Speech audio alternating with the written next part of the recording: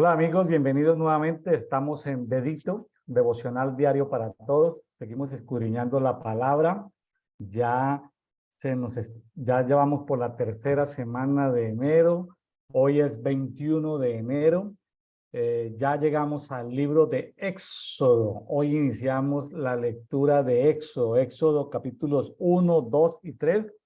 Y corresponde, esta guía de lectura que estamos siguiendo de la Biblia en un año, corresponde hoy a los primeros 21, vea, estamos a 21 de enero, corresponde a los 21 primeros versículos de Mateo capítulo 14. Dedito, devocional diario para todos, gracias a los amigos que nos sintonizan, que se animan a leer la Biblia en diferentes versiones. Esta semana me encontré con una nueva versión que me pareció muy bonita, se llama Código Real. Es una Biblia textual hebraica que tiene un glosario en la parte de atrás, en la parte final, muy bonita, muy bonita, sobre términos que uno desconoce. Entonces, no es judaísmo, es entender las escrituras desde los idiomas que fueron escritas, ¿sí? Y tratar de entender un poco más el contexto. Bueno, los estudiantes de la Biblia sabemos que no es solamente leerla, sino también tener un contexto de historia, de geografía, etcétera, etcétera. Y leer diferentes versiones, eso nos enriquece mucho. Bueno, el día de hoy nuevamente tenemos a una colaboradora de Dito, que normalmente lo hace desde Pilar y en Becú, Paraguay. Hoy se encuentra en Bermejo, El Chaco, Argentina. Bienvenida, Sara, nuevamente a Dedito. Muchísimas gracias, Apóstol, y como siempre es un placer estar compartiendo sobre algo tan delicioso como es la palabra de Dios, ¿verdad? Y bueno, saludar a toda la gente que nos sigue, que están ahí, que comparte, que escudriña y que va. Entre todos estamos aprendiendo cada día más y más. Así es, este programa no es un programa de una iglesia en específico, es un programa donde los que participamos y conversamos pertenecemos a diferentes iglesias, unos a denominaciones, diferentes movimientos, ¿sí? Bueno, Sara, ¿qué tal el Chaco en Argentina? Cuéntenos un poquitico, algo de la zona donde se encuentra ahorita. Sí, yo estoy en una zona bastante tranquila. Es una ciudad donde está a orillas del río Paraguay también, y es una zona bastante tranquila, donde uno puede relajarse. Hay muchos todavía animales silvestres, por decirlo así. Es una zona bastante interesante, donde uno puede venir a disfrutar inclusive en familia. La verdad que es muy buen lugar. Todo, o sea, todo el Chaco argentino tiene muy buenos lugares donde uno puede venir, compartir, estar ahí, sobre todo, ¿verdad? Conocer a otros hermanos, ¿verdad? Porque la verdad que es un placer siempre ir a algún lugar y de repente encontrarte con alguien y compartir sobre Dios también. Bueno, para los amigos que nos escuchan, ¿cuál es la moneda del Paraguay? Del Paraguay es el guaraní. El guaraní. Sí. ¿Cuántos pesos argentinos? ¿Cómo es la tasa de cambio entre el guaraní y el peso argentino? Sí, sería eh, un peso argentino vale 22 guaraníes. Un peso argentino. Si uno lo va a comprar es 22 guaraníes. O sea, está muy bajita, está el peso argentino ahora. Entonces, eso significa que los guaraníes que llevas a Argentina te rinden demasiado para hacer turismo en Así Argentina. es. La Sí, capacidad adquisitiva de los paraguayos se ha elevado con relación a los amigos de Argentina. así es, vale 4 veces más. Sería ¿Sí? Te rinde el dinero, te rinde el dinero. bastante, bastante, gracias a Dios, bastante. O sea, ¿te parece muy barato todo lo que consigues en Argentina o no? De repente lo que busco, sí. Algunas que otras cosas como que están un poquito iguales, pero siempre es mucho más barato. Las cosas básicas, por ejemplo, para el hogar, bastante baratas. La verdad que uno tiene que hacer la oportunidad y venir hacer un pequeño recorrido por Argentina. Ahora, Vamos a que el Señor nos permita, a los amigos que nos escuchan, la inflación está llegando este año como al 100% acumulada en el último año. O sea que el poder adquisitivo, así se gane, digamos, normal o poco en cada país, al hacer la tasa de cambio, pues en Argentina va a rendir los hoteles, va a rendir el valor de la comida, porque pues están en una situación donde se les ha devaluado mucho la moneda. Bueno, esperemos que en Argentina se compongan las cosas, oramos por Argentina. Por ahí veía amén. noticias de prensa donde hay varias empresas y empresarios de Argentina que se están yendo a invertir a Paraguay, porque en Paraguay ven estabilidad política, estabilidad económica, oportunidades de crecimiento que no ven en Argentina. Entonces, como que la crisis de Argentina está sirviendo para que lleguen inversionistas argentinos a Paraguay. Así es, así mismo es. Gracias a Dios, Paraguay está teniendo nuevos enfoques y nuevas oportunidades. Me sorprende, siempre he admirado de Paraguay ese respaldo internacional en los foros internacionales a favor de los valores de la familia y en la defensa del Estado de Israel. O sea, me sorprende Paraguay como tan fiel a esa política, esa política pues, gubernamental de amistad con Israel, así como de Guatemala, ¿no? Son países que no les importa lo que digan los demás, es decir, ellos van de frente con lo que creen y ahí van. Entonces, felicitaciones a los paraguayos, a los guatemaltecos, ese respeto y ese amor que tienen por el Estado de Israel. Amén, así es. Y la verdad que em, siempre Paraguay apoyó a Israel y yo creo que va a seguir apoyando. eh, Tuvo ese favor en una oportunidad para que Israel fuera, digamos, un pueblo libre y tuvo en sus manos la última votación porque habían quedado empatados y Paraguay optó a favor de Israel y eso quedó marcado en la historia, como yo digo, delante de Dios y delante de los hombres. Qué bueno, bueno. Bueno, que Dios bendiga a Paraguay, a Guatemala, a las naciones que respaldan a Israel. Amén, Que Dios amén. bendiga a esas naciones que han hecho eso. Bueno, Sara, nos vamos hemos terminado en estos primeros 20 días de enero, hemos terminado ya Génesis. Ujú. Bueno, cuando uno la lee diariamente, uno dice tan poquito, es decir, 3 capitulitos, tan poquito, las historias son muy bonitas, pero cuando uno se da cuenta, si toma el hábito de leer la Biblia todos los días, se da cuenta que en poco tiempo ya, wow, ya pasamos Génesis, vamos para el Éxodo. Bueno, es muy emocionante, la verdad, yo estoy muy emocionado porque encontré, como les decía, una nueva versión, el código real, me lo compartieron. eh, Tan interesante la palabra.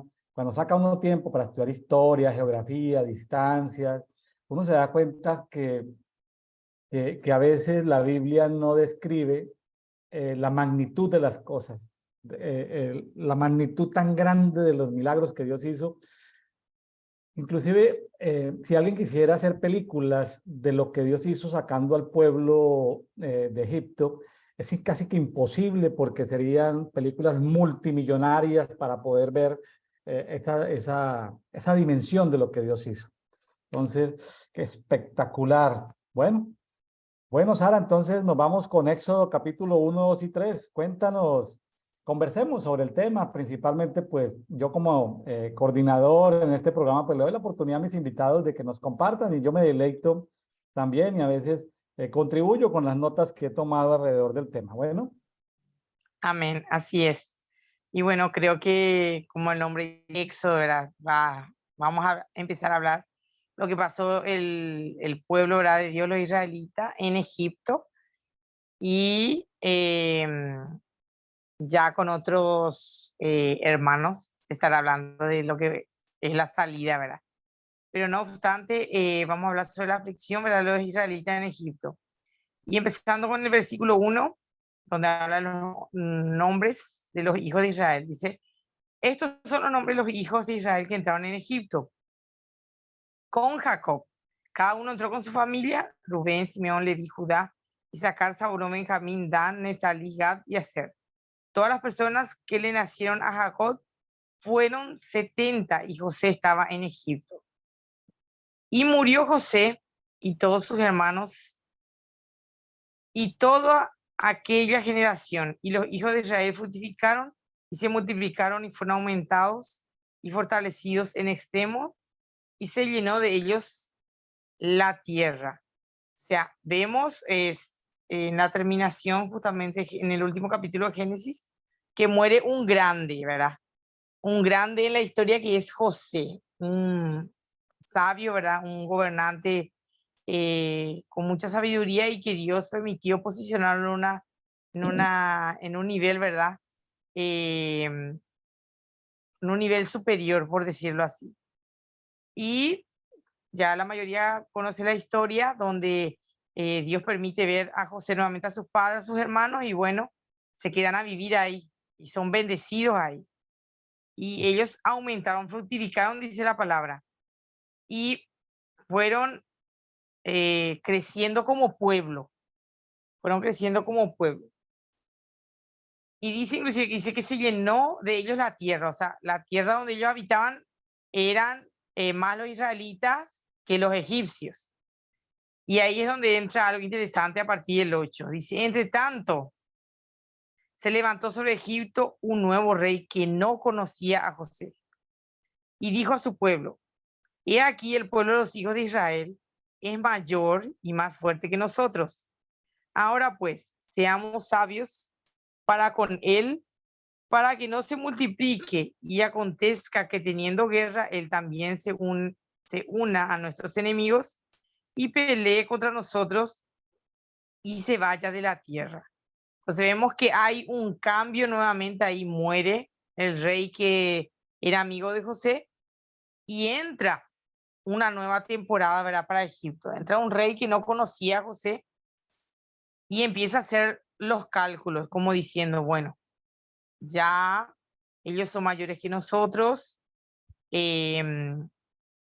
Según la historia, este rey ya era despiadado, ya no pensaba como el rey anterior, ya no tenía condescendencia con el pueblo de Dios. No obstante, el faraón sí, por eso permitió que José gobernara con él, ¿verdad? Pero una vez que muere el faraón, entra otro. Y es ahí donde él empieza a preocuparse porque son mayor el pueblo de Dios y empieza a cranear, como yo digo, estrategias como para que el pueblo no se multiplique. O sea, de decir, no, no, no, yo no puedo permitir que este pueblo sea mayor que nosotros. Y en el 11 en adelante dice lo siguiente, entonces dice, pusieron sobre ellos comisarios de tributos que, que los molestasen con sus cargas, edificaron para Faraón las ciudades de almacenaje Pitón y Ramesés. Y ahí me llama la atención también estos dos nombres que son nombres conocidos, ¿verdad? Nombres de espíritus conocidos, mejor dicho. Entonces, el rey comenzó a planear cómo iba a empezar a tratar de menoscabarle a ellos. Entonces empezó a poner gente que le cobrara tributos, si le, por decirlo así, cobraba 10% a una persona de su pueblo, a los israelitas que si yo le cobraban 40 o 50%, cosa de explotarlos. Y también ya empezaba con el tema de la esclavitud, de decirle, bueno, ustedes viven acá, ustedes nos pertenecen, y empezar a poner gente que exijan hacer cosas a cambio de nada, porque ya no había tributo para ellos, era esclavitud. En las primeras esclavitud empezó con este rey. Y entonces dice que edificaron, dice, un almacenaje que se llamaba Pitón y Ramesés. La verdad que no tuve el tiempo así de profundizar con estos dos nombres, pero justamente tiene que ver con el tema de de la economía. Por eso se le puso el nombre específico, ¿verdad?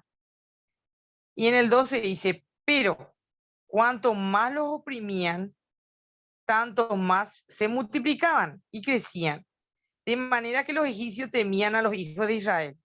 Y los egipcios hicieron servir a los hijos de Israel con dureza y amargaron su vida con dura servidumbre en hacer barro y ladrillo y toda labor de campo y en todo su servicio al cual los obligaban con rigor. Y ahí vemos cómo ya cambió el ambiente en el pueblo de Israel. Dice que más oprimidos, más se multiplicaban. Entonces el rey es como que decir, bueno, yo le estoy oprimiendo para ver si no se cansan y vamos a, yo, ¿verdad? Una idea que habrá tenido el rey, ¿verdad? De decir, bueno, si los hombres se cansan, no van a tener tiempo ni esfuerzo de estar con sus mujeres y tener hijos. Eso es lo que él pensó, según lo que más o menos yo pude leer de la historia. Es lo que se creía. Entonces, se dio cuenta el rey después que no servía de nada ponerlos a trabajar con dureza, porque ellos igual seguían multiplicándose, o sea, eso no paraba. Es decir, bueno, estos se cansan y ya no va a funcionar la cuestión. Y en el 14 me llama a decir que empezó la amargura en el pueblo de Israel. Y eso empezó ya a trabajar, yo digo, con el interior, ¿verdad?, del pueblo de Dios y comenzaron a menguar, porque más adelante vamos viendo eso, a menguar en cuanto a creer en Dios. Ahí empezó todo. Y del 15 en adelante dice, y habló el rey de Egipto a las parteras, ideó otro plan este rey, a las parteras de las hebreas, una de las cuales se llamaba Cifra y la otra Fua, y les dijo, cuando asistáis a las hebreas en sus partos y veáis el sexo, si es hijo, matadlo, y si es hija, entonces viva. Pero las parteras temieron a Dios y no hicieron como les mandó el rey de Egipto, sino que preservaron la vida a los niños. Y el rey de Egipto hizo llamar a las parteras y les dijo, ¿por qué habéis hecho esto? ¿Que habéis preservado la vida de los niños? Y las parteras respondieron a Faraón, porque las mujeres hebreas no son como las egipcias, pues son robustas y dan a luz antes que las parteras vengan a ellas. Y Dios hizo bien a las parteras y el pueblo se multiplicó y se fortaleció en gran manera. Y por haber las parteras temido a Dios, él prosperó sus familias. Entonces Faraón mandó a todo su pueblo diciendo, echad al río a todo hijo que nazca y a toda hija preservad la vida. O sea, vemos un nuevo plan de este Faraón, ¿verdad? Mandó a llamar a las parteras, dice, y les ordenó que si eran niños, ya en el momento que saliera, si uno le aprieta el cuello al bebé o de repente hace una mala fuerza, ya puede matar a la criatura. Claro. Pero como eran parteras temerosas de Dios, ellos sabían que tocar a un niño iba a tener graves consecuencias sobre ellas. Entonces, ellas fueron astutas. Acá me lleva también a la historia de los magos. Esa estrategia de decir, bueno, fueron a mentir. No, para mí es utilizar una estrategia también de parte de las parteras, porque ellas fueron sabias al responder al faraón, porque sabía que su cabeza corría riesgo, porque ellos sabían que si el rey descubría la mentira, podían morir. Claro. Entonces, ya le hizo una comparación. No, ellas no son como las egipcias. Antes que lleguemos nosotras, ya ellas tienen a la criatura. Y sabemos que en la historia eso no era cierto, porque eran tenidas por parteras, pero la sabiduría de ellas para preservar al pueblo era mayor Claro. que el temor al faraón. Y vemos como Dios los bendijo. Entonces, como ya no vio opción el faraón, entonces, ¿qué dijo? Que se mande o sea, que se le echa al río a todo varón, ¿verdad? Que naciera. Y solo a las mujeres se les deje. De esta forma, él pensaba que no iba a tener ningún peligro a futuras, ¿verdad? De que el pueblo se levantara en contra de Egipto. Pero no funcionó lo que hizo el rey. Nosotros sabemos que eso no fue suficiente. Claro, así es. Eh, sí, tratando de enlazar el último capítulo de Génesis, en Génesis 50:22 dice que José vivió 110 años. Es decir, Ujú, y ahí siguió pues la descendencia de José, la descendencia de Jacob. O sea, pasaron como ujú. 300 años, así a grosso modo, para no, entre Génesis 50 y Éxodo 1, como 300 años. Pues las dinastías de los faraones. Faraón es un título, pero hubo muchas dinastías en Egipto. Entonces, pues si pasan 3 siglos, pues ya se pierde la historia de quiénes eran los unos, quiénes eran los otros, cambia la nobleza. Bueno, eh, aquí lo que vemos es algunos puntos que me gustaría comentar. Estamos en el año 1446 antes de Cristo. Es decir, al día de hoy esos son, sumémosle 2000, esos son casi 2500, casi, ¿qué? 3500 años que sucedió eso. Estamos hablando de hace 3500 años, ¿sí? Eh, Así es. ahora, hay ciertos principios que aunque están registrados en la Biblia hace 3500 años, hoy deben servir de luz. Por ejemplo, cosas como que el que tiene los hijos tiene el poder. Aquí lo tengo anotado. El que tiene los hijos tiene el poder. Las naciones que han decidido no procrear, o sea, que han decidido abortar, siguiendo el consejo de Faraón, de maten los niños, o sea, abórtenlos o mátenlos, porque ya se han autorizado abortos casi hasta el momento de nacer. Esas naciones pues van a ser debilitadas.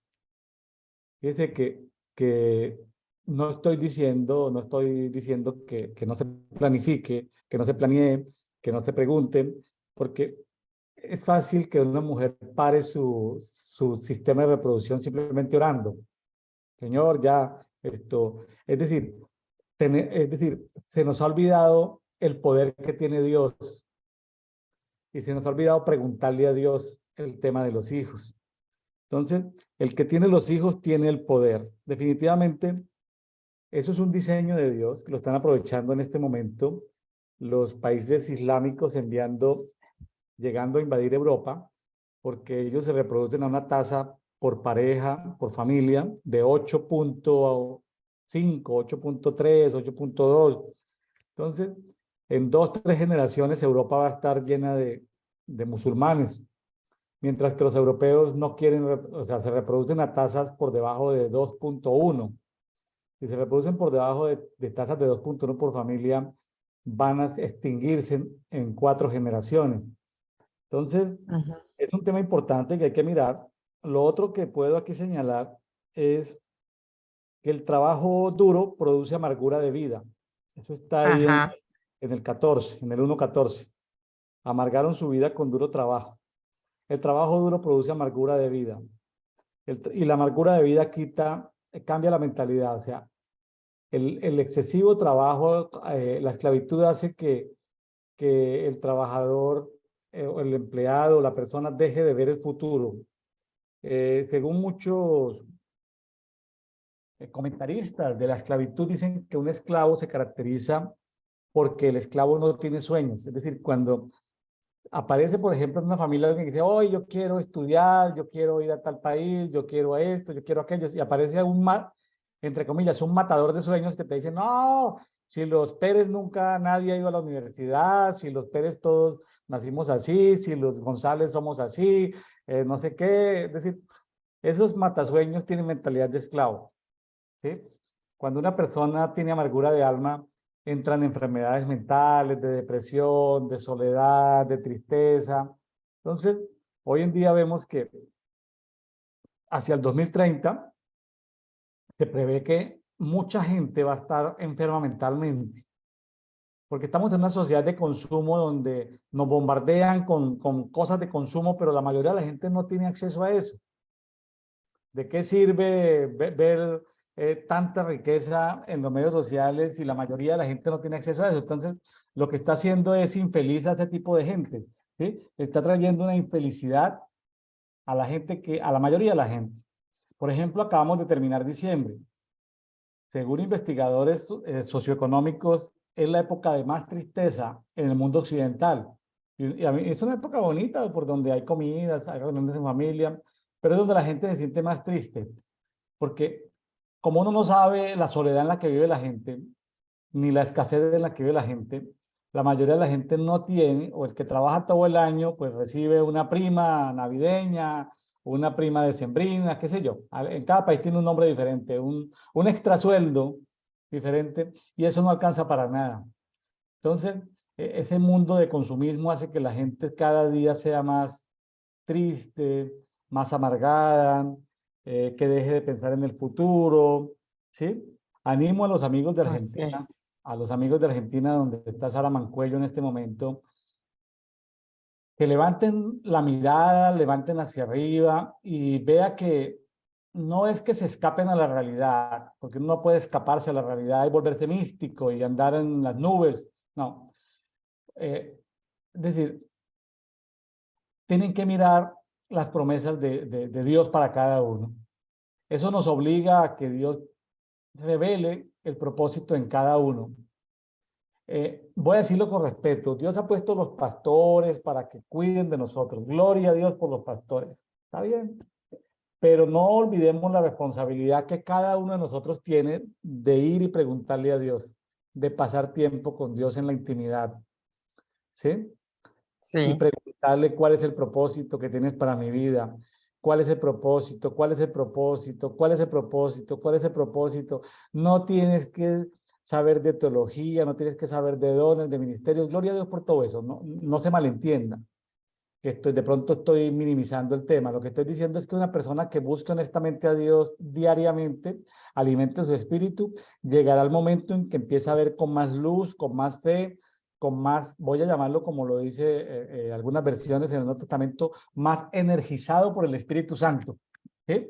Porque el término energizado como que se le robaron los de la nueva era, ¿no? Un término energizado es poder. ¿Sí? Y aquí vemos algo poderoso, Sara. El poder de Israel era el poder de la reproducción, el poder de tener hijos. Y estaban luchando, dice en el 10, en el 1:10, la astucia. La astucia era la sabiduría de Egipto.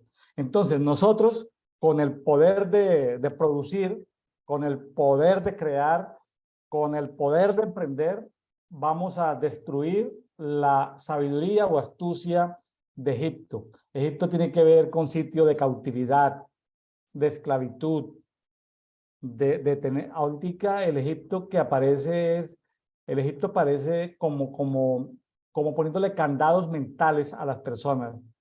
Un candado mental es cuando la persona dice no puedo, no puedo. ujú, Eso es un candado mental fruto de, vamos a llamarlo de, psicológicamente hablando, síndrome de Egipto. Espiritualmente hablando, podríamos llamar el espíritu de Egipto. O sea, esa cultura de egipcio hace que la gente diga, no puedo, soy un esclavo, nací para ser esclavo. Entonces, ánimo amigos argentinos, allí está Sara Mancuello, con la luz que Dios le da a Sara, Sara va a iluminar por donde quiera que vaya y va a decirle a todos los argentinos, Dios, busca de Dios. amén. No como evangelizamos hace 40, 50 años diciendo Dios tiene un plan para ti, porque pues sí, Dios tiene un plan para todos, una frase como de cajón, sino decir, busca de Dios y en esa búsqueda intensa que tienes de Dios, el Espíritu Santo te revelará qué plan tiene para ti y el Espíritu Santo prosperará. Prosperará significa te empujará hacia adelante. O sea, Amén. José fue empujado hacia adelante en la cárcel. Fue empujado hacia adelante. Ah, que ya cuando gobernó tenía prosperidad y riqueza. Bueno, gloria a Dios, pues prosperidad y riqueza es mucho mejor que prosperidad sin riqueza. Entonces, Sara, pues donde quiera que vayas de Argentina, transmite eso a nuestros amigos argentinos. Bueno, Amén, amén, así va a ser apóstol. La verdad que yo sé muy bien que eh, a lo mejor de un día para otro, no, a grandes rasgos no se ve, pero yo creo que siempre es bueno, así como la hormiga, de a poquito ir transmitiendo y eso va a ser un impacto, porque realmente nuestros hermanos argentinos necesitan ese empujón, porque sabemos, ¿verdad?, que las autoridades aquí, ¿verdad?, lastimosamente no tomaron buenas decisiones, lo cual trajo consecuencias al país, ¿verdad? Pero, como usted dice, vamos a transmitir eso positivo, eso bueno, y sabemos que la palabra tiene poder y tiene vida, y eso va a ir repercutiendo en el mundo espiritual. Muy bien, muy bien. Bueno, Así es. podemos pasar al capítulo 2. Ya sabemos el entorno en el que se estaba, entendamos el entorno en el que se estaba. eh, Luego las mujeres judías tenían que ser, vamos a llamar, tenían que encontrar el medio, el mecanismo para poder tratar de librar la mayor cantidad de niños varones, ¿sí? Ujú. Ya en el capítulo 2 vemos la estrategia y las acciones que tomó la familia de Moisés para poder eh, eh, guardar su vida, ¿no? Así es. Justamente empieza acá con el nacimiento de una persona poderosa, ¿verdad? Que Dios, eh, estudiando la historia, ¿verdad? Como Dios ya tenía trazado, como yo digo, ya estaba trazado ese proyecto celestial con él. Y dice así, en el 2:1: un varón de la familia de Leví fue y tomó por mujer a una hija de Leví, y la que concibió y dio a luz un hijo, y viéndole que era hermoso, le tuvo escondido 3 meses. Pero no pudiendo ocultarle más tiempo, tomó una arquilla de juncos y calafateó con asfalto y brea, y colocó en ella al niño y lo puso en un carrizal a la orilla del río. Me detengo ahí justamente lo que usted estaba diciendo, las estrategias. Eh, Viendo, ¿verdad?, a la mamá de Moisés, una mujer poderosa que no se dejó avasallar ni intimidar por lo que estaba sucediendo en ese momento con ellos y con Egipto, ¿verdad? Entonces, Dios le dio la sabiduría y ella armó el canastito con sus propias manos y, y colocó en él a su bebé, en este caso a Moisés, ¿verdad? Colocó a su niño, dice, y lo llevó a orillas del río, ¿verdad? En este caso sería el río Nilo, si mal no recuerdo, ¿verdad? Sí, sí, Sí, él lo dice en el 3, orilla del Nilo. Sara, ¿sabe que ahí aparece algo que sí. voy a hacer un comentario que lo leí hace días en unas escrituras, en algunos escritos hebreos que no están en la Biblia? Esto no era común, que las mujeres pusieran al niño en una cunita, en una pequeña barquita y lo soltaran por el Nilo. El Nilo estaba infestado de cocodrilos, ¿sí? Entonces, esto no era común. Entonces, se nos olvida esa parte de la historia, no era común. Entonces, eso no era que lo hicieran todas las mamás. Esto fue un acto desesperado que hizo la mamá y Dios defendió. Es decir, aquí hay un milagro, que los cocodrilos no se comieran a Moisés. Hay un milagro sobrenatural, que no está ahí, pero no es difícil creerlo, que si la Biblia nos narra es por algo, ¿sí? Así es, así es. Y también el coraje, ¿verdad? Ante esa desesperación de la mamá de Moisés. Y vemos cómo eh, las madres también muchas veces son las que cambian la historia de los hijos. Por la oración, por la fe, por el amor, por muchas razones, ¿verdad? Las madres tienen, sin desmerecer a lo que los padres, pero son los que causan el mayor impacto sobre los hijos. Es increíble y es algo hermoso también. Dice en el 4 en adelante, dice, y una hermana suya, o sea, la hermana Moisés, se puso a lo lejos para ver lo que le acontecería.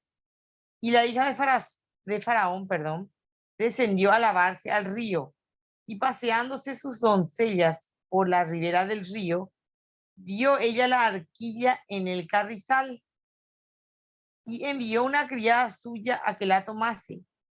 Y cuando la abrió, vio al niño, y he aquí que el niño lloraba, y teniendo compasión de él, dijo: de los niños de los hebreos es este. Entonces su hermana dijo a la hija de Faraón: iré a llamarte una nodriza de las hebreas para que te críe a este niño.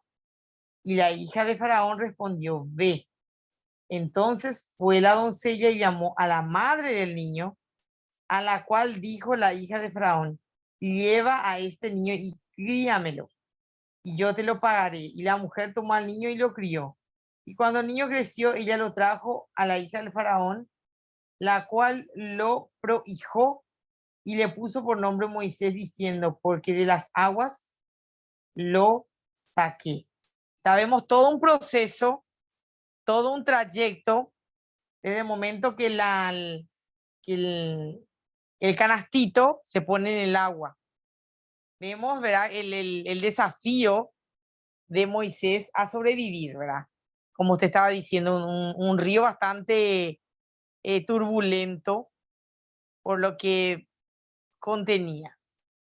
Pero vemos que Dios guardó al niño en todo momento y llega a las manos adecuadas, digo yo, porque Dios ya tenía un propósito con este niño.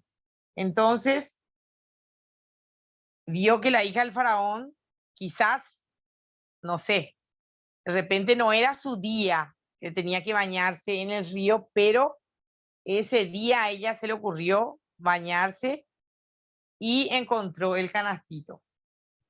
Y dice que envió a su criada a sacar el canastito, o sea, tampoco ella se arriesgó, ¿verdad? Envió a la criada, si de repente a la criada le pasaba algo, ¿verdad? Como yo digo, ella seguía, ¿verdad? Como era de la realeza, seguía viva.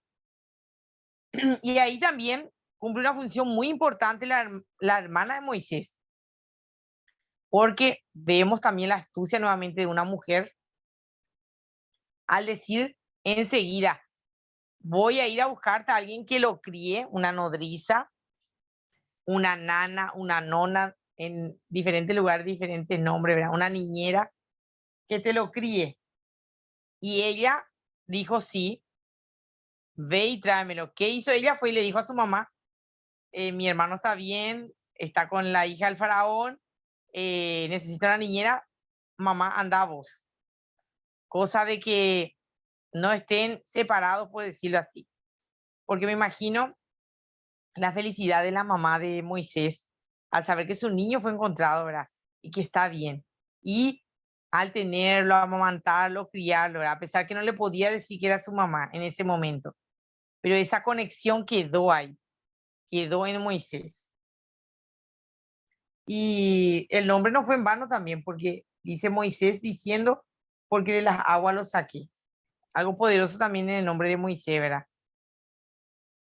Y eso también me llamó a mí la atención. Todo de repente no era un nombre egipcio el que se le puso a él. Pero como yo digo siempre, Dios ya preparó todo el camino para que él llegara hasta esa mujer en este caso. Así es. Sí, la historia es muy bonita, muy bonita y va a pasos agigantados. O sea, ya del versículo 11 en adelante ya Moisés es un adulto, casi de 40 años. En un momentito ya se nos creció Moisés. Sí, vemos ahí el salto de la historia de repente. Yo creo, en mi opinión, que hay rollos, hay historias que aún no se encuentran, pero que en ellos está escrito.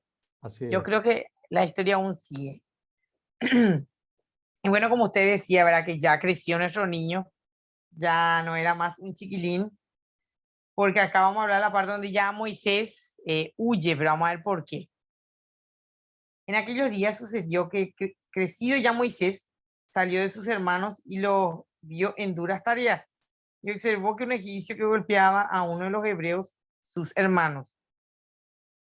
Entonces miró a todas partes y viendo que no parecía nadie, mató al egipcio y lo escondió en la arena. Al día siguiente salió y vio a dos hebreos que reñían. Entonces dijo al que maltrataba al otro: ¿por qué golpeas a tu prójimo? Y él respondió: ¿quién te ha puesto a ti por príncipe y juez sobre nosotros? ¿Piensas matarme como mataste al egipcio? Entonces, dice, Moisés tuvo miedo y dijo, ciertamente esto ha sido descubierto. Oyendo Faraón acerca de este hecho, procuró matar a Moisés, pero Moisés huyó de delante de Faraón y habitó en la tierra de Madián. Sabemos que Dios permite un acontecimiento para que él ya pudiera empezar a cumplir el propósito para lo cual él fue enviado, para lo cual Dios le preparó, ¿verdad? Porque yo creo que si no sucedía eso de repente, él iba a estar cómodo en Egipto, ¿verdad? Pero como sabemos que Dios tiene que cumplir, entonces crea las situaciones. Yo siempre lo digo, cuando Dios crea una situación es porque quiere llevarnos a otro nivel o quiere enseñarnos algo más. Así es. Luego del 15 en adelante, dice, oyendo Faraón acerca de este hecho, procuró matar a Moisés, pero Moisés huyó y se delante de Faraón y habitó en la tierra de Madián.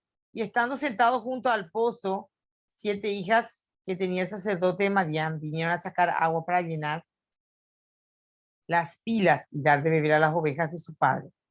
Mas los pastores vinieron y las echaron de allí.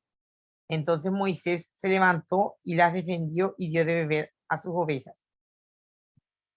Y volviendo ellas a Reuel, su padre, él les dijo, ¿por qué habéis venido hoy tan pronto? Y ellas respondieron, un varón egipcio nos defendió de la mano de los pastores y también nos sacó agua y dio de beber a las ovejas. Y dijo a sus hijas, ¿dónde está? ¿Por qué habéis dejado a ese hombre? Llamadle para que coma. Y Moisés convino en morar con aquel varón, y él dio a su hija Séfora por mujer a Moisés. Y ella le dio a luz un hijo, y él le puso por nombre Gersón, porque dijo, forastero soy en tierra ajena. Sabemos otra vez otra situación creada justamente alrededor de un pozo. Dios crea esa situación para que él también pudiera ya, de caso, formar su familia, ¿verdad? Y ir preparándose para lo que iba a acontecer más adelante. O sea, ese temor a él le llevó al lugar, a otro lugar donde él iba a crecer. Él iba a crecer y iba a formarse como Sí, libertador. así es. Fíjese que ahí estaba Jetro, sabemos que más adelante que su Sí, nombre es Jetro, el sí, sacerdote madianita. Los madianitas vivían ahí en la península del Sinaí, entre Egipto y Arabia, en el desierto. Eh, y fíjese que pues ellos adoraban varios dioses, pero también como eran descendientes de Abraham, también esto conocían de Dios, conocían de Jehová, de Yahweh, de Elohim. Bueno, interesante que ahí está este hombre con 7 mujeres para casar, ¿sí? Y le aparece, pues, le aparece un egipcio bien presentado, entrenado, eh, y pues bueno, ahí ya empieza la vida de Moisés en Madián. Sabemos ya por muchas historias que hemos leído de que fueron 40 años en Egipto, 40 años en Madián y 40 años sacando al pueblo por el desierto, ¿sí? O sea, una vida de 120 partida en 3 bloques de 40. Allí empezó su segunda parte de la vida, digamos a los 40 empieza, se casa y bueno, ahí empieza, y la Biblia relata esos 40 años muy poco, es decir, pum, ya en el siguiente capítulo nos vamos a ver que ya pasaron 40 y ya Moisés está de 80, entonces ya su hijo Gerson ya es un adulto de 40, ¿sí? Sí, entonces pasa como que el tiempo muy rápido aquí en estos pasajes, sí, pero bueno, eh, tenemos que, así lo plantea la Biblia y pues bueno, son historias muy bonitas, hay que ver es los elementos que dice ahí. Por ejemplo, eh, dice en el 23 que los hijos de Israel gemían a causa de la esclavitud. Fíjese que si algo encontramos en la Biblia, hay oraciones que Dios casi no contesta. Hay gemidos, como que los gemidos es el tipo de oración que Dios siempre contesta. sea, porque parece Ujú. que en el gemido, cuando ya no hay palabras, sino lo que se mueve son las entrañas, parece como que podemos mover la misericordia de Dios, ¿sí? En las oraciones pueden ser acartonadas, pueden ser muy bien dichas, pero no salen como del interior. Pero cuando ya llega el momento de gemir, como que nos damos cuenta que ya no somos capaces por nuestros propios medios, sino que necesitamos de una ayuda extraordinaria, ¿no? Necesitamos depender de Dios. Entonces, a causa del gemido fue que, entonces, como dice ahí, 24 dice, Elohim oyó su gemido y recordó el pacto con Abraham, con Isaac y con Jacob, ¿sí? O sea, Dios escucha Amén. los gemidos. Entonces, también es un tip muy importante para los amigos que nos están escuchando. Hay circunstancias eh, que voy a decirlo con mucho cuidado y por favor quiero que se entienda bien. En mi vida pastoral pues he atendido muchas consejerías. Entonces las personas quieren que haya un cambio en su circunstancia de vida. Trabajo, matrimonios, familia, ciudades. Y la verdad que a mí muchas veces lo único que se me ocurre decirle a la persona es, mira, eh, yo te puedo recomendar por revelación que Dios me ha dado, por sabiduría, pero para que las puertas se te abran, para que el mundo, para que los ángeles de Dios se muevan, necesito, y le he dicho a algunas personas, que gimas. ¿Cómo así que gemir?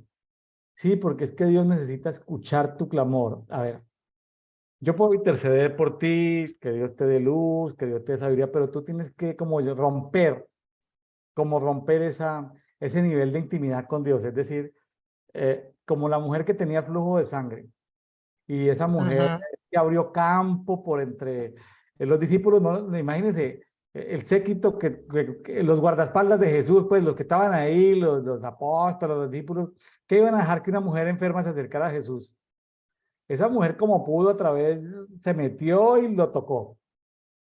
Y ¡puf! Una explosión energética.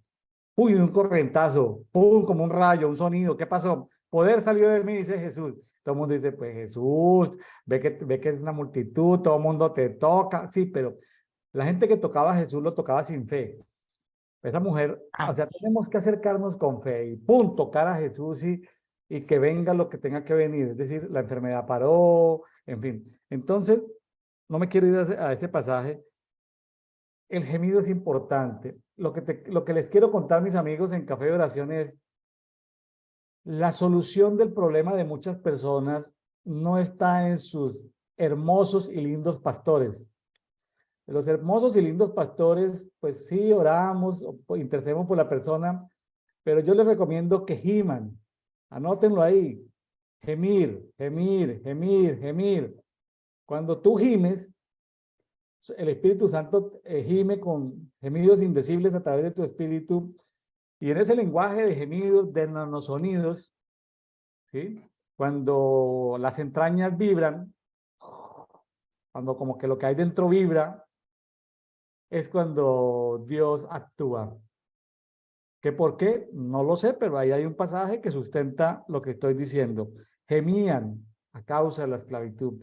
Hay gente que está mal ubicada, en malos trabajos, en malos países, es decir, giman. Consejo William Neira Giman. ¿Sí? Yo puedo sí, aconsejar, orar, interceder, pero la respuesta de Dios viene cuando se gime. Entonces, hay que sacar tiempo para gemir, porque gemir no es presentarse con queja. Gemir es derramar lágrimas, quedarse en silencio, eh, lágrimas y mocos, mucosidad, porque las lágrimas activan la mucosidad. Y saber que dependemos de Dios y Él va a escuchar esos sonidos que salen de lo más profundo de nuestro espíritu. Entonces, amigos, muy lindos, los pastores, muy queridos, ellos nos ayudan hasta un cierto punto, pero cada persona tiene que ir hasta el Padre y reclamar eh, a lo que tiene derecho. Amén. Amén. Así es. Ahí está Entonces, la palabra. o sea, los pastores cumplimos un rol, pero es necesario que cada persona pague, yo digo pague ese precio, haga ese sacrificio, eh,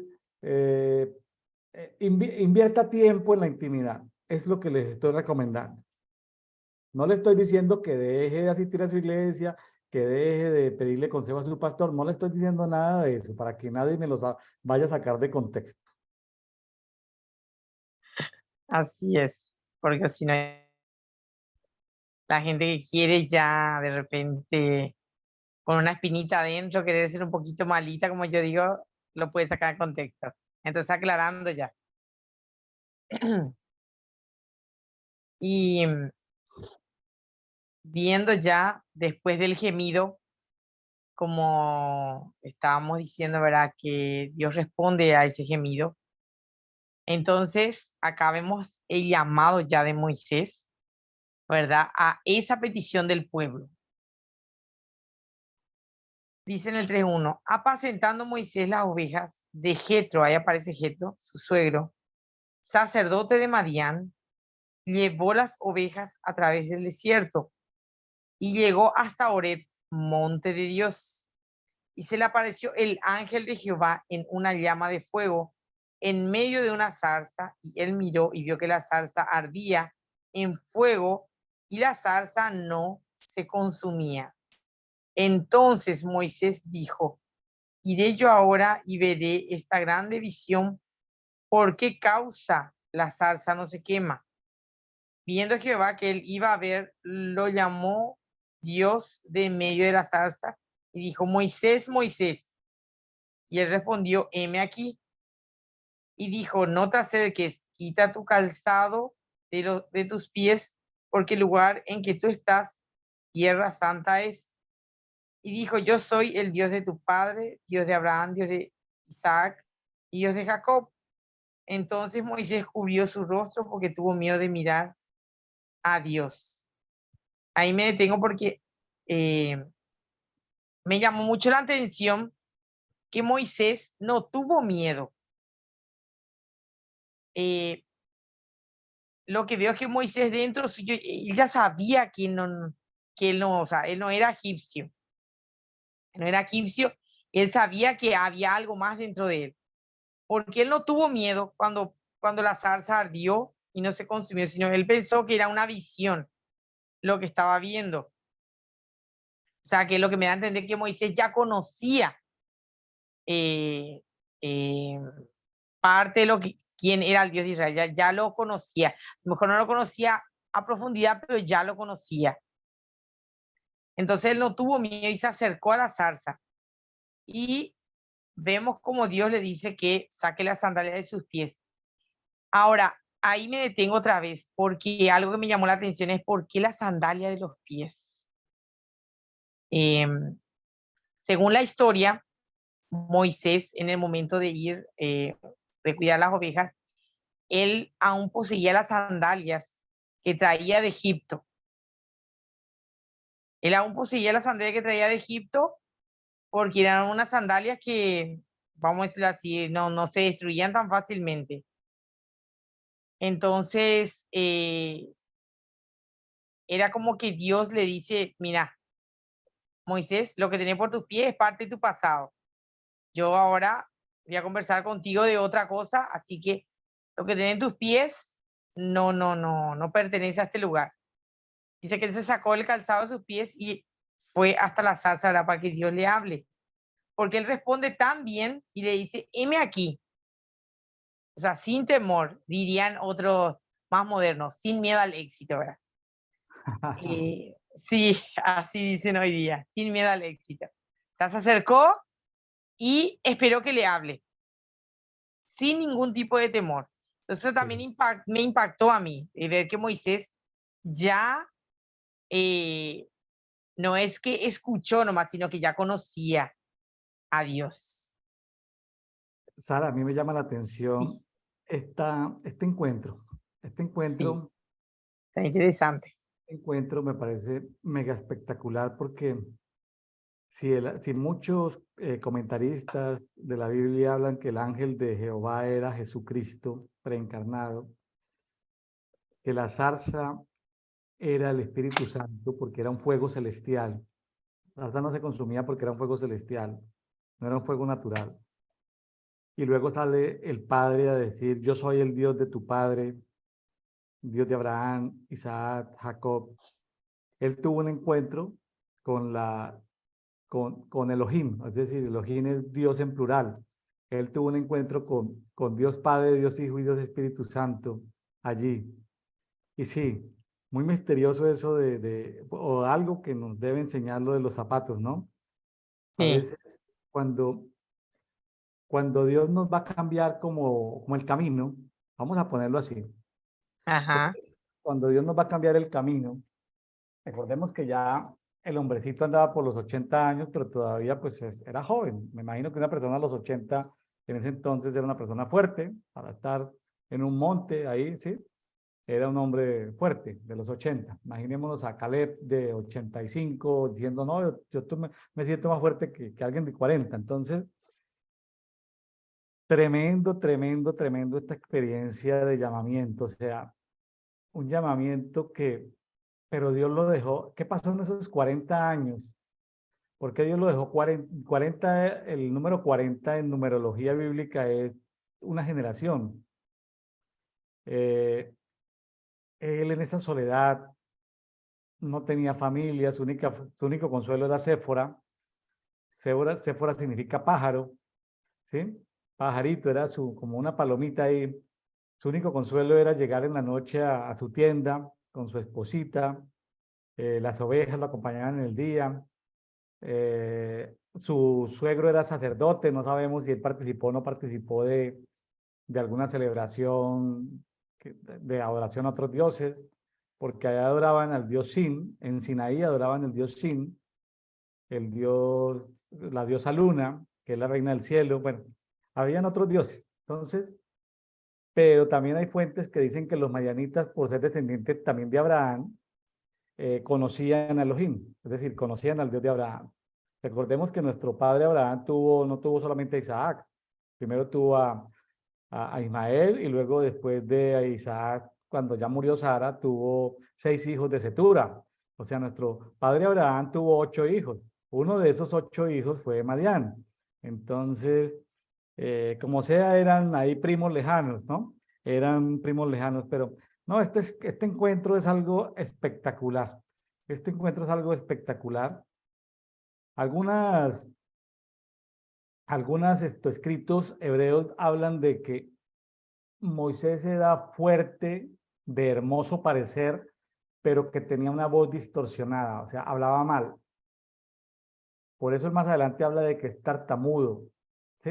Él ujú, no era buen así es. comunicador. Dicen algunas escrituras que por ahí investigué, pero son cosas históricas, de que él de niño se comió el anillo de su abuelo, el faraón, y al pasarlo por la garganta destruyó las cuerdas bucales. Entonces él tenía un defecto físico, es decir, era un tipo fortachón, bien parecido, inteligente, pero tenía la voz fea, ¿sí? Tenía la voz Sí, distorsionada. Qué tremendo, sí, ¿no? Para alguien que tenga la voz distorsionada, poderse comunicar. Claro, eso lo vamos a ver más adelante, ¿no? Pero bueno, aquí ya viene el llamamiento de Moisés. Este pasaje es utilizado mucho en programas de liderazgo cristiano, porque siempre estamos sacando excusas al llamamiento, ¿no? Por así esto, es. por aquello, por aquello, por aquello, por aquello. Entonces, este capítulo 3 es usado mucho en los programas de John Maxwell, Un Millón de Líderes, ¿no? Programas de liderazgo cristiano que sirve también en el contexto empresarial, porque a veces Dios nos está llamando, pero nosotros estamos presentando excusa tras excusa, tras excusa, tras excusa. No, lo que nos quiere decir el pasaje es que no son las mismas excusas de Moisés, sino que presentamos otra excusa. Así es. Así mismo es. Presentamos otra excusa. Eh, entonces, yo no sé por qué la gente presenta excusas y no se decide. A veces pasa que que oye, estamos haciendo un plan y vamos a hacer el negocio, no, ya no quiero, ya no lo vamos a hacer, pero ¿por qué? ¿No? Y una excusa que uno dice, pero esta excusa, o encuentra uno parejas de novios de 1, 2, 3 años, ¿se van a casar? No, es decir, no casarse, pero ¿por qué? No, la excusa es que mi papá, que mi mamá, que mi abuelito, o sea, no, la excusa es, voy a decirlo, es una, a veces, a ver, no quiero lastimar a nadie. La excusa es una trampa mental, es una mentira mental para tomar una decisión. Ujú. Dios está llamando a alguien a algo, o sea, la gente procrastina o tiene miedo. La gente en lugar de decir, mira, tengo miedo, ayúdenme, no sé lo que me están diciendo, ese nuevo trabajo, ese nuevo matrimonio, y la gente entonces por miedo se echa para atrás y dice, no, es que una excusa, es que no sé qué cosa, o sea, inventa algo y la excusa lo que hace es lastimar a las personas en los negocios, en las relaciones. La excusa lastima, lo mejor es que diga de frente, mire, no estoy preparado, soy un cobarde, ¿sí? Discúlpame, no es problema tuyo, es problema mío, soy un cobarde, ya, punto, chao. Y sí, así es. Cierto, es muy cierto, la verdad que muchas veces ponemos excusa nomás. Pero bueno, esperemos en Dios, ¿verdad? Y que nuestros hermanos que de repente están ahí indecisos, ¿verdad? Tomen coraje y fuerza, que esta palabra les sea de ayuda y que puedan tomar la mejor decisión, ¿verdad? Correcta, eh, para que ese llamado salga a relucir o esa Así, situación salga a relucir. así es. Amén. Del 7 en adelante dice, dijo luego Jehová, bien he visto la aflicción de mi pueblo, que está en Egipto, y he oído su clamor a causa de sus exactores, pues he conocido sus angustias, y he descendido para librarlos de la mano de los egipcios y sacarlos de aquella tierra, una tierra buena y ancha, a tierra que fluye leche y miel, a los lugares del cananeo, del eteo, del amorreo, del fereceo, del heveo y del jebuseo. El clamor, pues, de los hijos de Israel ha venido delante de mí, y también he visto la opresión con los que los egipcios lo oprimen. Ven, por tanto, ahora y te enviaré a Faraón para que saques de Egipto a mi pueblo, los hijos de Israel. Sabemos esta situación de que Dios le habla y le dice que su pueblo, o sea, sus hermanos, están pasando una aflicción y que él le necesita a él para que él sea ese instrumento para liberar a su pueblo.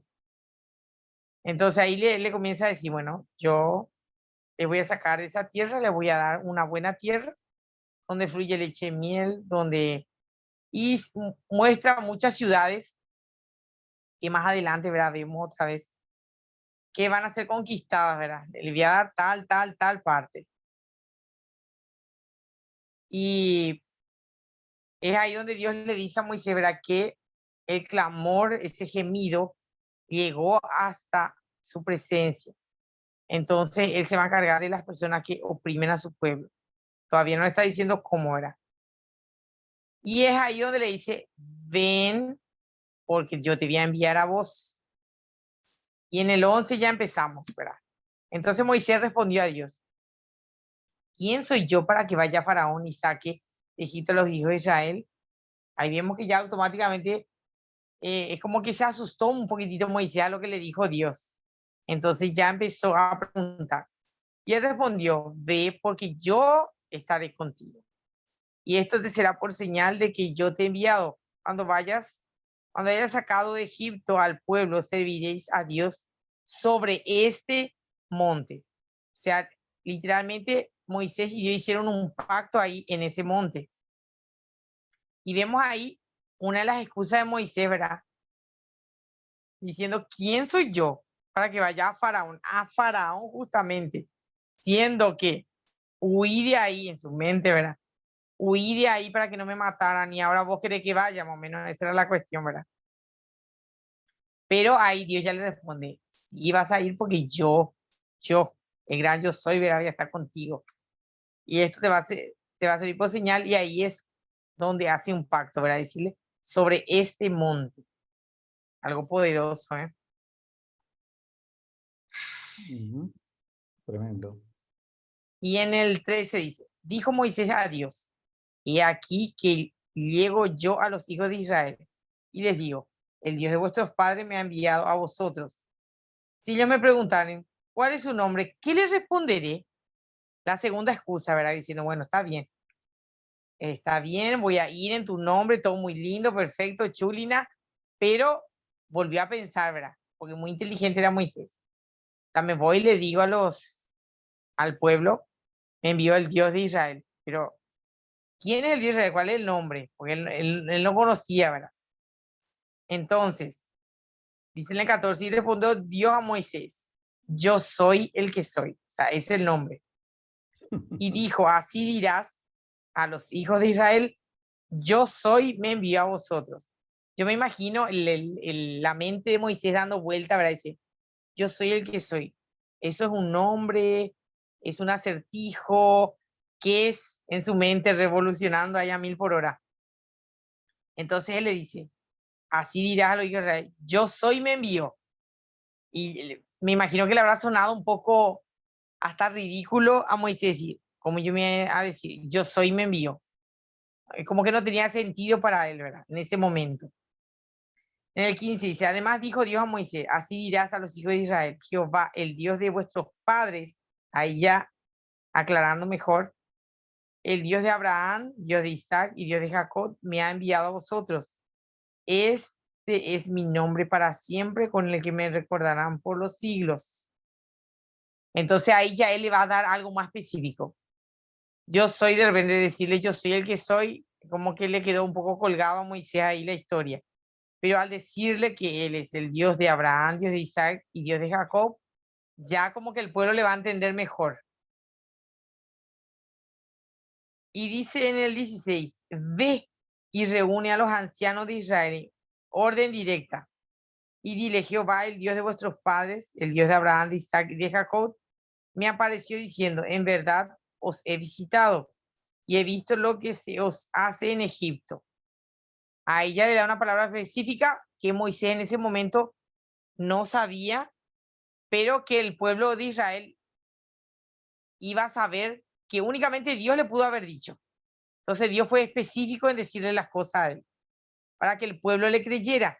De otra manera, no, el pueblo ya se volvió terco en ese momento de la historia, el pueblo de Israel.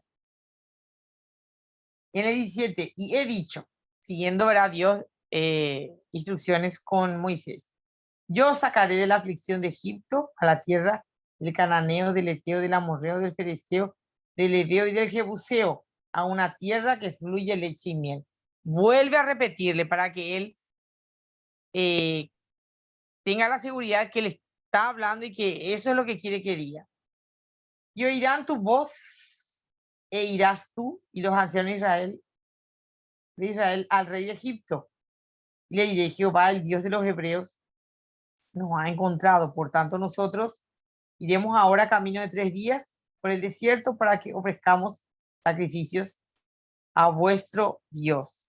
Ahí ya es más específico Dios. Te decimos, bueno, vas a ir a hacer esto ya con los ancianos de Israel.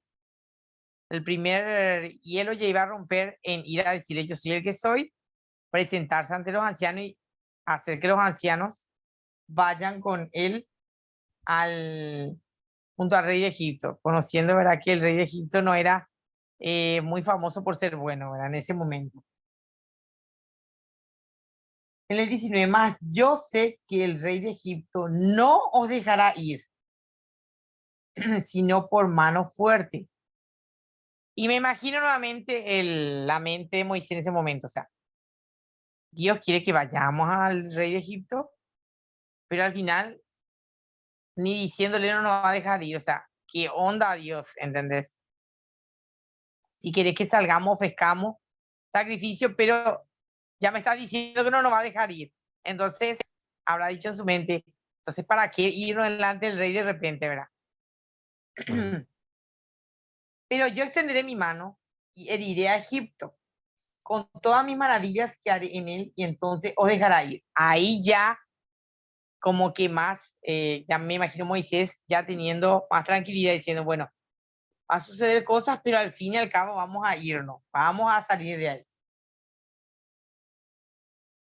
Y yo daría a este pueblo gracia en los ojos de los egipcios, para que cuando salgáis no vayáis con las manos vacías, sino que pedirá cada mujer a su vecina y a su huéspeda alhajas de plata, alhajas de oro y vestidos, los cuales pondréis sobre vuestros hijos y vuestras hijas y despojaréis a Egipto.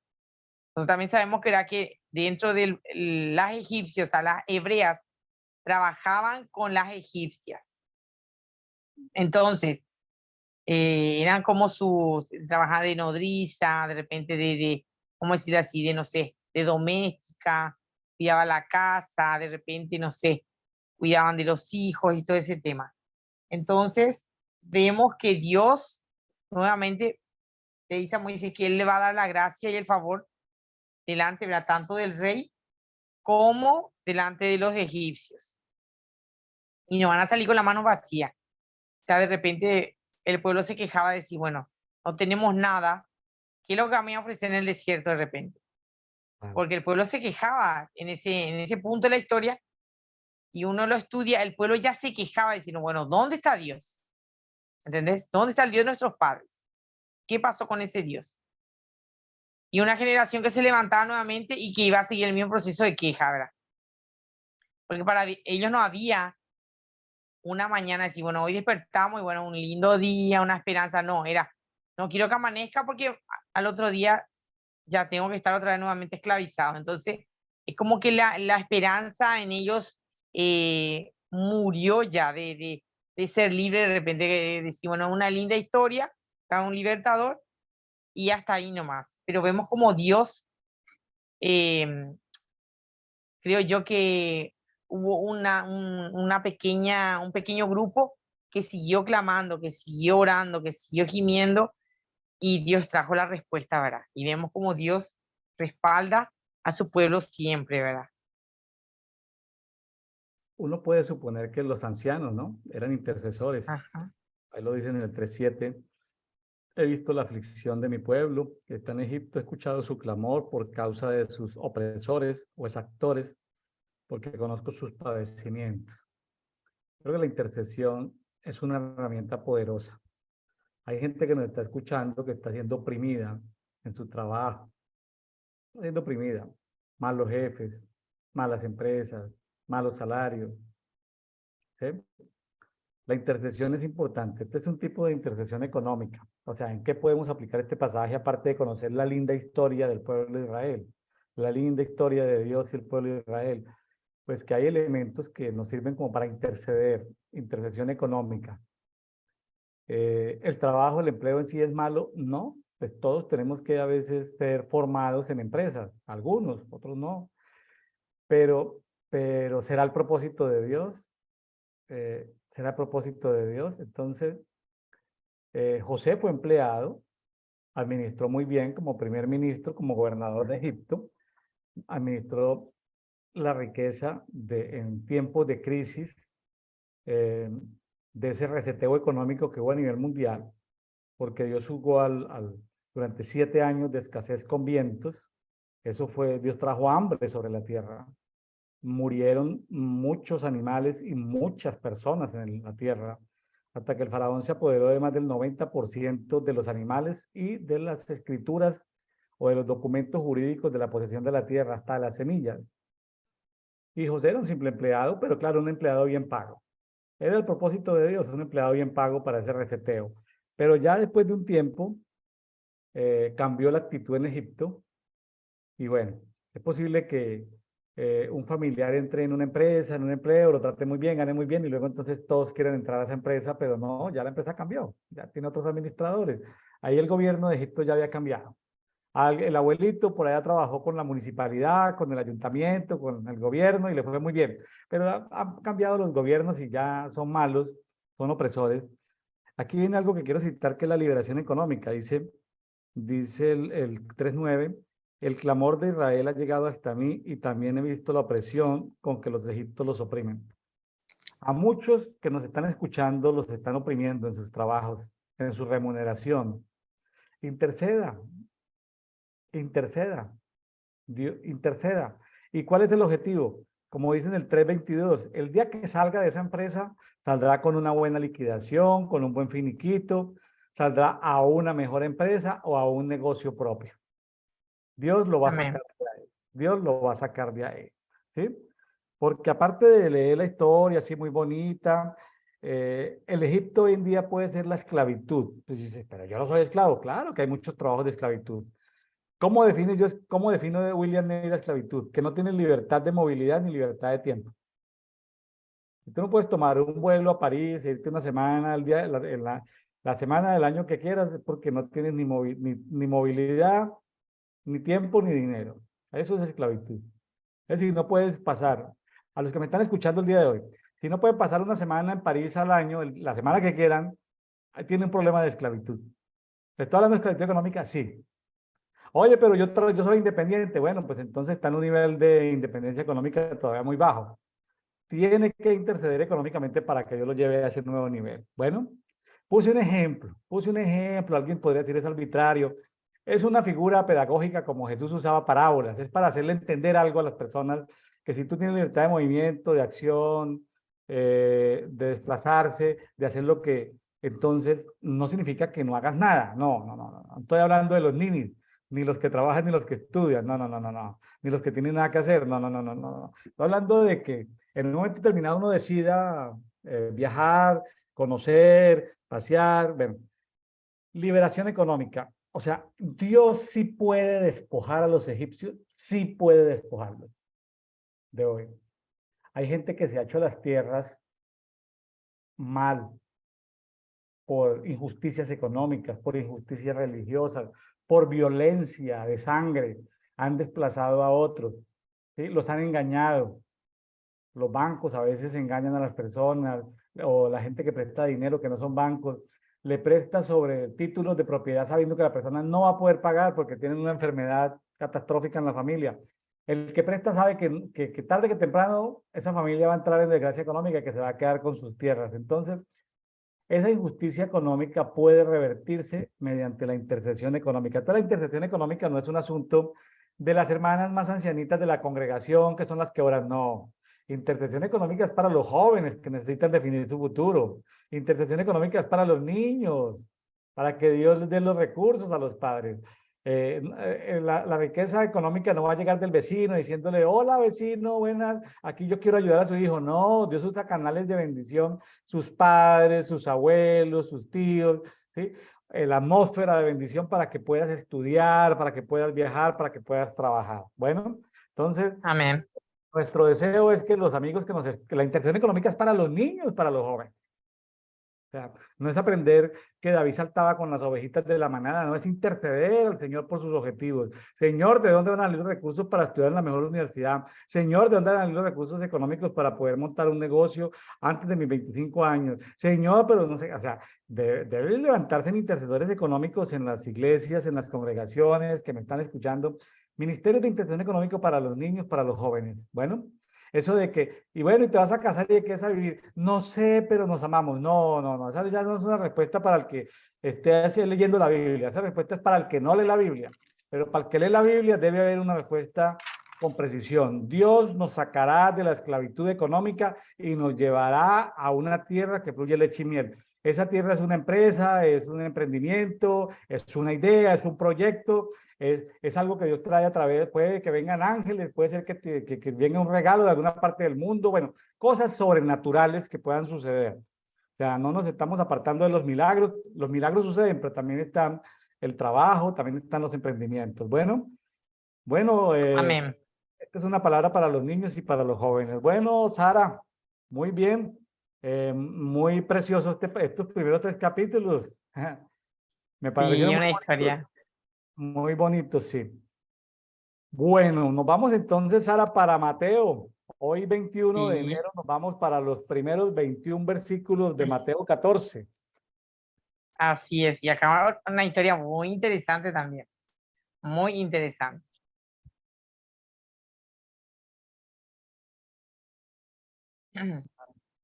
La Amén. muerte de Juan el Bautista y, bueno, la multiplicación de los panes y de los peces. Así es. Entonces vamos a ver la historia de alguien, como digo, un personaje que impactó al mundo también, eh, antes de Jesús, ¿verdad? Dice así en el versículo 1: en aquel tiempo Herodes, el tetrarca, oyó la fama de Jesús y dijo a sus criados: este Juan el Bautista ha resucitado de los muertos, y por eso actúan en él estos poderes. Porque Herodes había prendido a Juan y le había encadenado y metido en la cárcel por causa de Herodías, mujer de Felipe, su hermano. Porque Juan le decía: no te es lícito tenerla. Y Herodes quería matarle, pero temía al pueblo porque tenían a Juan por profeta. O sea, ahí empezamos con la historia. ¿Verdad? Sabemos que Juan el Bautista, humanamente hablando, era, por decirlo primero, primo de Jesús, ¿verdad? Y era una persona muy, muy, muy usada, ¿verdad? Por Dios, en muchos ámbitos. La gente veía un poder sobrenatural en Juan el Bautista. Entonces, eso le llevó también a Herodes a tener miedo. Es decir, bueno, este es un peligro para mí. ¿Por qué? Porque vemos que Herodes estaba en pecado. Cuenta la historia que él andaba con la esposa de su hermano. Pero también él deseaba a la hija en este caso, de Herodías. Él deseaba también a la hija, a su sobrina sería. O sea, era todo un tema ahí. ¿Y qué hacía Juan el Bautista? Cada vez que pasaba y le veía, le decía que no le es lícito, sino, o sea, estás en pecado y no está bien lo que estás haciendo. Y no le gustaba a Herodes lo que le decía Juan el Bautista, pues le decía su verdad. Él actuaba con su don de profeta y le decía las cosas, y eso no le gustaba a Herodes. Entonces dice que le mandó a aprender y a meter en la cárcel, ¿verdad? Y vamos a ver cómo es lo que murió Juan el Bautista, ¿verdad? Y por qué después creyó Herodes que Jesús era Juan el Bautista, ¿verdad? Dice, pero cuando se celebraba el cumpleaños de Herodes, la hija de Herodías danzó en medio y agradó a Herodes, por lo cual éste prometió con juramento darle lo que le pidiese. Ahí vemos que ya aparece un arma del diablo, como yo digo, ¿verdad? Ella, instruida primero por su madre, porque viste que le sacaba todos los trapitos, como que dice acá, los trapitos sucios al sol, entonces no le gustaba a ella. Dijo: dame aquí en un plato la cabeza de Juan el Bautista. Entonces el rey se entristeció. Pero ahí también es algo que me llamó la atención. Esa tristeza de Herodes era más temor porque él sabía que no iba a hacer nada bueno lo que iba a acontecer con él después de matar a Juan el Bautista. Él ya sabía que algo malo iba a acontecer con él. Por eso dice que el rey se entristeció, pero a causa del juramento y los que estaban con él a la mesa, mandó que se la diese. Y ordenó decapitar a Juan en la cárcel. Y fue traída su cabeza en un plato y dada a la muchacha, y ella la presentó a su madre. Entonces llegaron sus discípulos y tomaron el cuerpo y lo enterraron y fueron y dieron las nuevas a Jesús. O sea, toda una historia y cosa que ya a Herodes no le gustó, ¿verdad? Pero vemos ahí cómo nuevamente, ¿verdad? Una persona utilizada por el mal, ¿verdad? Cómo se confabularon para que poder deshacerse, en este caso de Juan el Bautista, porque inclusive la mamá de esta chica ya se dio cuenta que su amante, el rey Herodes, ¿verdad? Quería a su hija. Entonces aprovechó esa ocasión, armó una estrategia, toda una red, como yo digo, para poder lograr ese objetivo. O sea, nos damos cuenta también que el mal, como se arma todo y muchas veces, ¿verdad?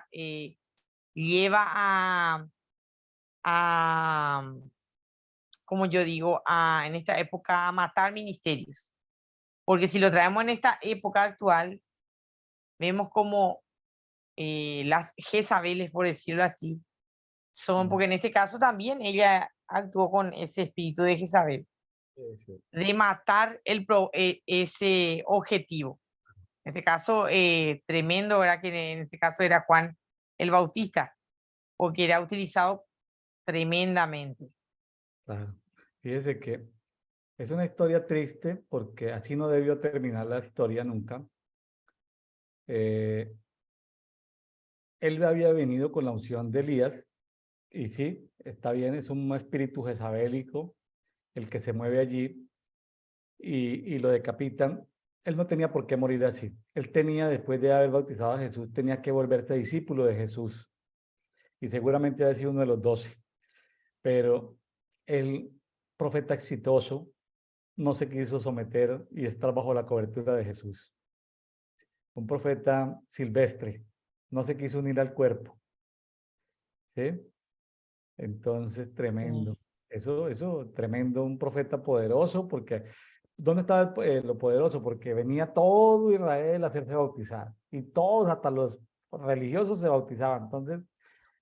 Entonces, qué sé yo, estoy especulando, pero me imagino la mente de Juan el Bautista decir, generación de víboras. Este era un profeta que, wow, le gustaba decirle generación de víboras a los religiosos y se sentía bien, ¿no?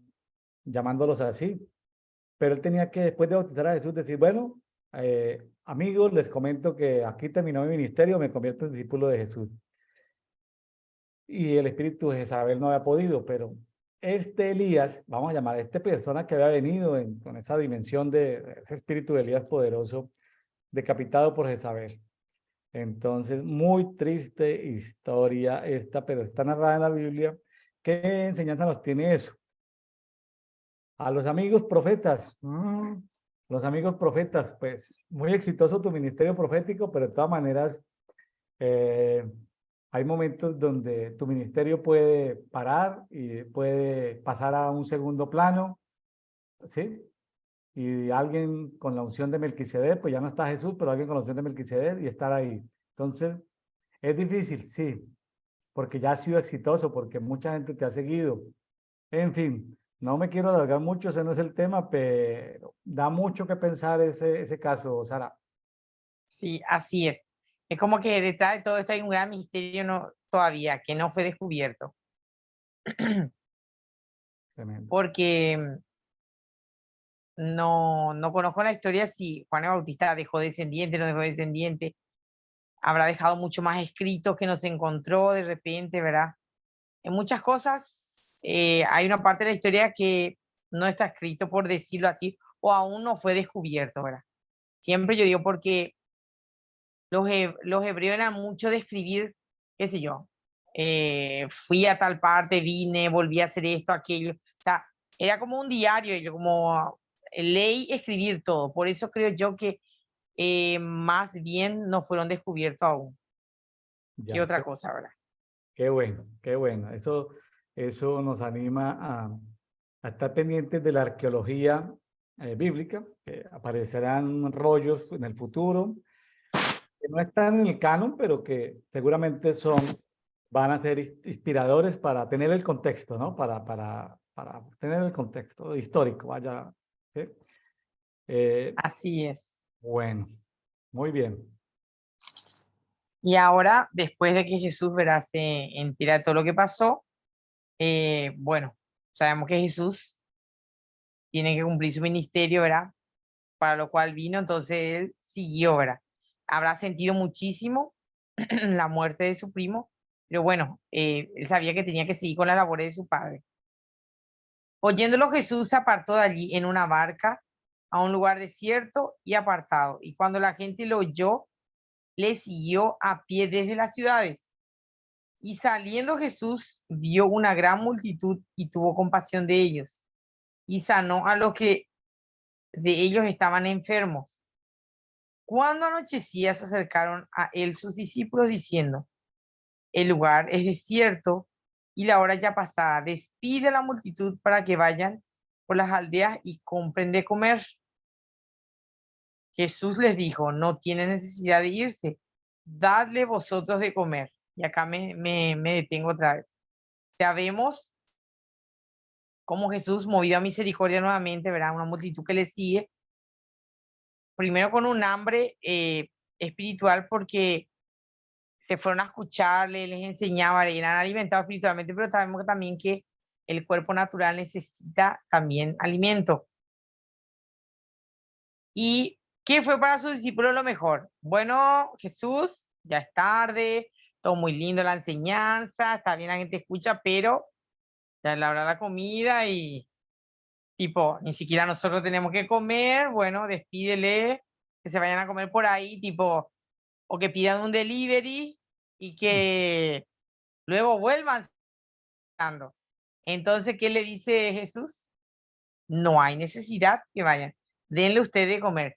Yo me imagino en la mente de los discípulos en ese momento diciendo, está bien Jesús, te seguimos, todo eso, pero este está loco. Está minado de gente acá, son como hormigas, y dice, denle de comer, no hay dinero que aguante o bolsillo que aguante darle de comer a esta gente, ¿verdad? Pero es porque no entendían nomás. Y ellos le dijeron, no tenemos aquí sino 5 panes y 2 peces, ¿verdad? Que era que trajo un niño, ¿verdad? Tengo la historia. Y presentó a Jesús, ¿verdad? Lo que tenía. Había uno prevenido. Eso también lo traigo a esta historia porque siempre en todo lugar, en grupos, en campamentos, siempre hay uno que lleva de todo, poco más lleva la casa completa, ¿verdad? Siempre es bueno prevenirse también, ese modo de cuarto intermedio. Y él les dijo, traédmelos acá. Entonces mandó a la gente a recostarse sobre la hierba y tomando los 5 panes y los 2 peces y levantando los ojos al cielo bendijo y partió y dio a los panes a los discípulos y los discípulos a la multitud. Y comieron todos y se saciaron y recogieron lo que sobró de los pedazos, 12 cestas llenas. Y los que comieron fueron como 5.000 hombres, sin contar mujeres y los niños. Acá me lleva a explotar el cerebro, ¿verdad? Siguiendo de que Jesús dice que levantó los panes y los peces, él primero partió, luego le dio a sus discípulos y su discípulo a la gente. A lo que me lleva también cómo la unción es impartida. De mayor, así por decirlo, entre comillas, nadie es más que nadie, ¿verdad? Pero de mayor a menor decir, bueno, la unción que está sobre mí es ahora sobre usted, ahora ustedes impártanle. Y ahí se cumple decir, darle vosotros de comer. Lo que no entendieron sus discípulos. Y lo estaban haciendo ahora. Porque muchas veces nosotros queremos razonar con la mente. Y la mente impide ver más allá de lo que nosotros podemos hacer en Jesús. Lo que ya Jesús dice, porque hay otra parte de la Biblia donde dice que cosas mayores nosotros haremos. Y conste que acá dice que comieron 5.000 hombres sin contar mujeres y niños, lo que me lleva a una historia, a un conteo, a un tanteo, vamos a decirlo así, que habrán sido entre 15.000 a 18.000 personas lo que ellos dieron de comer. Así es. Espectacular saber que estos milagros todavía suceden hoy. Así es. El mismo Dios es, como yo digo, el Suceden. mismo Dios. Entonces, hay testimonios de misioneros en países peligrosos para llevar el evangelio, que cuentan de testimonios de cómo se reproducen los alimentos en la China, en Afganistán, en Pakistán, países musulmanes, donde los persiguen, en la India. Su nivel de fe llevado al extremo y también la misericordia de Dios se presenta de manera milagrosa para darles de comer.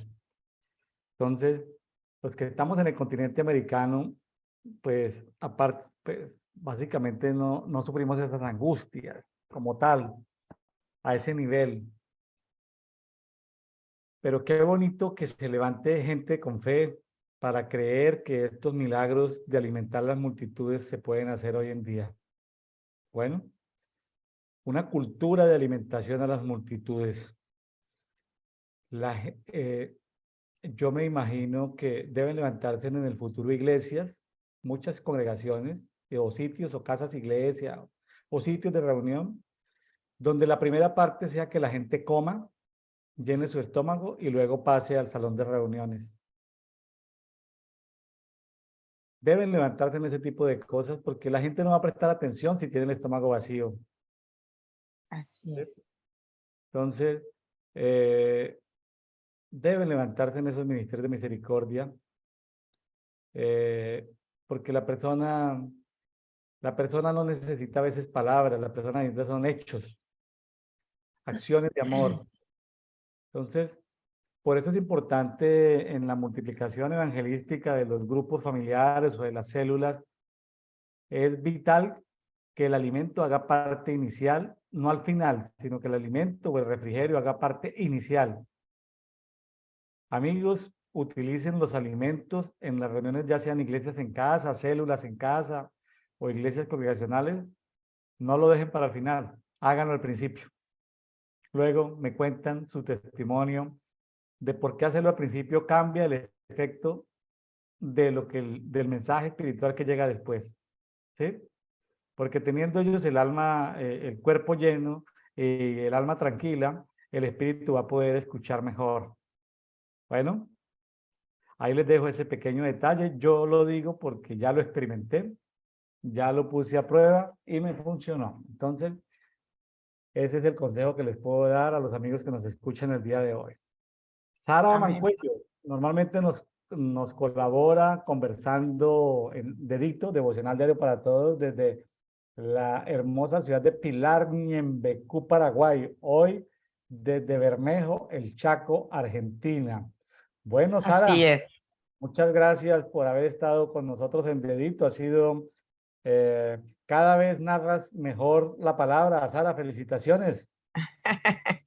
Amén, amén. Y la verdad que agradezco a Dios y agradezco eh, por la vida de usted, ¿verdad? Y de todo lo que componen este programa, que sé que es de bendición, así como eh, es de bendición para mí, porque cada vez me lleva a buscar más.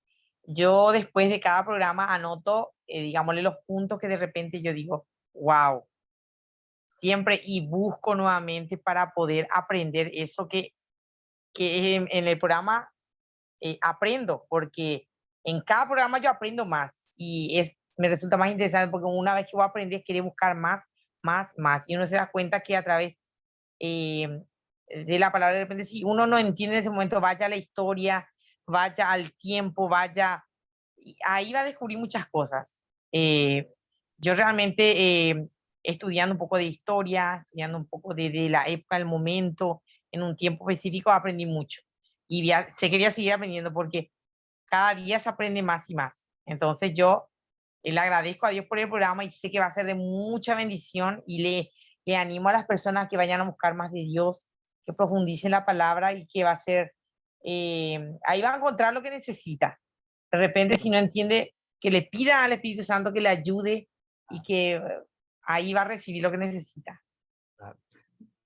Leyendo la escritura y pasando tiempo en intimidad con Dios, seguro que va a ser mejor vecino, mejor padre, mejor esposo, mejor miembro de iglesia local. Va a ser una mejor persona, va a tener más fe, Amén. va a hablar mejor, va a tener más luz y va a ser más útil a la sociedad. Bueno, bendiciones Amén, para así todos. es. Dios les Amén, guarde. bendiciones. Dios les bendiga.